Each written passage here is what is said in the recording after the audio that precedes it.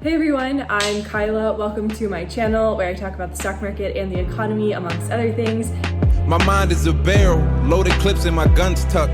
Literally stupid up in the booth, I do dumb stuff. This is the weekly market update and the weekly market look ahead, where I talk about what happened in the stock market and the crypto market and all markets this week, as well as what could happen in the coming weeks.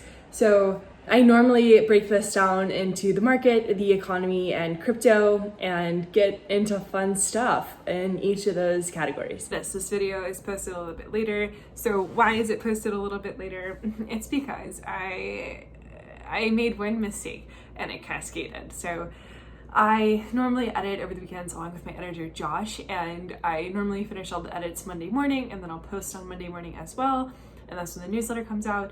This Monday morning, I was traveling. As I was traveling all day on Monday, I had meetings all day on Tuesday for my job, and so basically, that's now it's Wednesday and tomorrow's Thursday, and I'll have another piece out on Friday. So thank you for the patience. I really apologize for the belatedness on my part. One small mistake leads to many. One man walks on the moon, many men try to fly to the moon. You know how it goes. So yeah, thanks for the patience, and I hope you enjoy, and I will see you soon. Categories. The first fun thing was AMC is probably going to run for president. Somebody sent me a campaign yard sign. Connor from Bloomberg sent me a campaign yard sign that somebody had in their front yard, AMC to the moon, which is pretty wild. The fact that people are campaigning for AMC to go to the moon. Jeff Bezos is headed to the moon probably soon, so one or the other. There is a pretty cool visualization using Riskalyze of the risk of various asset classes through the periodic table of elements. So if you're also a science nerd, which I am, this is a pretty cool way to look at it. Yeah, it has like racehorses all the way in the bottom corner, classic cars, collectibles, commodities, infrastructure, real estate, private equity, structured products, equities, fixed income, currency. It's pretty cool. It's a little weird, but it's pretty cool, like the idea. There is a chess group rolling out an ETF. So I thought this was pretty interesting. It's with Tom Haynes, who's the senior vice president at Inexus, is rolling out the Grand Master Index with Citigroup. That is in partnership with chess pro Gary Kasparov. With Gary Kasparov. Oh my God, I cannot say names. That's pretty interesting, that like a chess player is rolling out a product like that and helping out Citi with that. I think that we're going to see like products become attached to people. Like you're going to buy a financial product that is attached to a certain person. Like Davey Day Trader is a great example of this. Like you would buy the, I'm blanking on what the name of his ETF is, but you would buy that ETF play, I think, because it's just associated with him, and you're like, oh my God, he's so cool. I want to be associated with him too. Department stores are doing a really good job. So Liz Ann Saunders tweets out a lot of really good data, and department stores are up 5.9% over the past month over month. June retail sales for this past week, they were stronger than expected, and department stores are leading the way, followed by electronic stores, gas stations, eating and drinking, e-commerce, etc. So people are definitely like back shopping if we hopefully fully reopen. LA is it's not looking good here, so I thought this was a really interesting, it's from 2017, but I thought it was a super interesting quote. Hang on, it's really hot. Commented on my fan in the previous video, and they were like, oh, we can hear it. I know, and I'm really sorry, but I don't have AC and it's hot, so I'm really sorry if you can hear it, but you know, we all make sacrifices. But anyway, so Amazon did not just buy Whole Foods grocery stores. It bought 431 upper income prime location distribution nodes for everything that it does. So I did a piece about dollar stores recently, this last week. And it was really interesting because dollar stores are these really sticky consumer-based products. And then it's like, well, why didn't Amazon just buy all the dollar stores up? And I don't know the answer to that question. And it's something I've been thinking a lot about. I think that Amazon wanted that wealthy upper income distribution node, and now it's now they'll probably go after the dollar stores, if I had to guess. If I had to make a gander on Amazon's path. Also, I think that there was a really interesting breakdown between media networks and social media networks, and this is something I've been thinking a lot about, but Josh put words around it. Media networks are things like TikTok, YouTube, Twitter, and then there's social media networks, which is like your Facebook, your Instagram, and Snapchat. Both are user-generated content but at their core, they're different. Even if they're quote unquote social networks, they oftentimes have different goals. Social networks, like when you go on Facebook or Instagram, you want to connect most of the time with people that you know or did. I think Instagram is sort of shifting away from that, but it becomes your core. With media networks, it's about connecting you to something that you enjoy watching. It's not about sort of creating that, I think, community aspect. It's more so from like finding your interest, connecting you to other people who are interested in that as well. And TikTok is like a great example of that, because you can scroll and it just knows exactly what you're looking for and who you're looking for and what you want to watch, which is really powerful. Lumber has gone way back down. Stinson, who's a great lumber follow on Twitter, said the price of lumber and price action is saying a lot more about demand for lumber than supply of lumber. In his opinion, the mills can't overproduce with a housing start more than 1.5 million home starts, but it can overproduce in a 1.3 million starts market. There's a lot of demand, right, for lumber. There's a lot of demand for building homes, and I think that's super interesting. Apple's also working on buy now, pay later. I thought that was super interesting. Affirm, which is a big buy now, pay later firm, their stock price declined once Apple announced that. So people believe in Apple. It's like Apple and Amazon. If Apple or Amazon steps into the arena at any given time, you can tell that people are going to back out. BlackRock has been in the news a lot this week.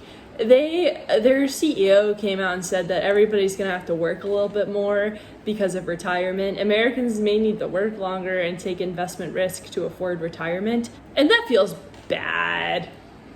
That feels bad that Larry Fink is saying that, and the reason why is because Larry Fink is a billionaire, and Larry Fink and his company help to manage a lot of Americans' money, right? So it's like, Larry, maybe you should offer better products, which I don't know if that's fair, but yeah, it's just like, it's so funny to me, and I think everybody gets a little bit frustrated by it when you see these like billionaires, millionaires, like financial leaders be like, you just need to work harder. And it's like, what if we talked about all the things that we should fix on the other side, right? Like, to a point, yes, everybody, should work hard, whatever. But I also think that we have to get people invest in the stock market and appropriately invest in the stock market, and just telling them to take more investment risk and work longer. I don't know. It's just, and like, then there was the whole thing about them buying up single family houses, outbidding normal home buyers. It's just, it's a little tough to reconcile. And BlackRock's profits beat as their assets grew to a record $9.5 trillion. So, it's just like, oh my God. So like, obviously I worked in finance, I work in finance still, and I understand how the system works. I understand that it makes sense that BlackRock has a ton of assets. I understand that their profits need to beat. I understand all that, but when you zoom out and you have the CEO like saying that people should work harder, and I get it. I get why he said that. I understand. It just feels a little bit icky. And this is just a personal opinion. I'm sure people in the comments will disagree and be like, Kyla, like, everybody does need to work harder. And I agree to a certain extent. I also think that it's just feels bad when you see these big firms soaking up all these assets, soaking up all this money, and then being like, well, why don't you just work harder? It just feels very odd.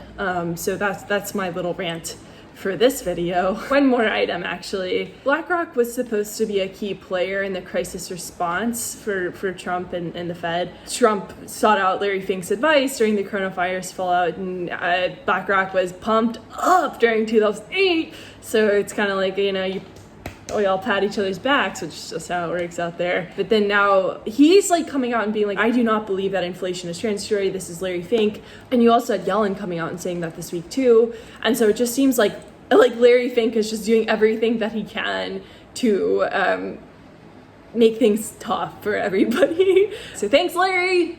Appreciate it. Larry.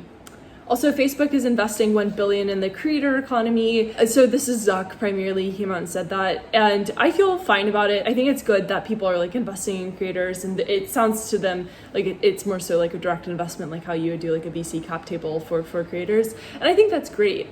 I think it would just be weird to have like creators fall under that Facebook bucket, where in my head at least, I'm not releasing a ton of opinions into the wild today, so apologies. In my opinion, when I think of Facebook, I sort of think of like everybody being a unit silo. Like Zuck wants things to operate a certain way. I think he's creative. I think he's brilliant, obviously, but I do think that he wants a certain type of creator in his world, and that's the only thing I'd worry about is it'd be very extractive. He would want to control the entire creator economy and have it all be native to Facebook, and that's totally not how the creator economy is meant to be. You're supposed to be free from platforms. You're supposed to be able to go and bring your audience with you. That's enough on all that, but it just seems weird. All right, getting into the economy, Janet Yellen is pretty worried about inflation. Last couple months she was like, inflation isn't a worry, or more or less. Now she's coming out and saying it's something to be cautious about. She thinks that it will be significant and continue for many months longer. Awesome. Powell doesn't. He testified before Congress, said that inflation will subside. He did not say the word transitory though, so it's we're seeing a shift in how people are talking about inflation. Job gains are pretty strong, so hopefully that will if we see a little bit more job gains, that and coupled with higher inflation, that should spur the Fed to begin to taper, which would help ease theoretically some of this inflationary pressure. But even if you remove all of the transitory elements of the CPI, inflation is the highest since 1993. So we are seeing some inflation pressure. I've talked about this a lot. You're seeing it now in rent, which really is unfortunate. When it's home prices, there's like obviously you don't want home prices to be super expensive, but there's a little bit more freedom in home prices because you can take out a mortgage. Like it's a little bit easier to stomach, if that makes sense. And normally you seek out buying a home, but if you can't afford a home, you gotta rent, right? And if rent gets really expensive, that puts people who cannot afford a home, theoretically, as well as might have a lot of trouble,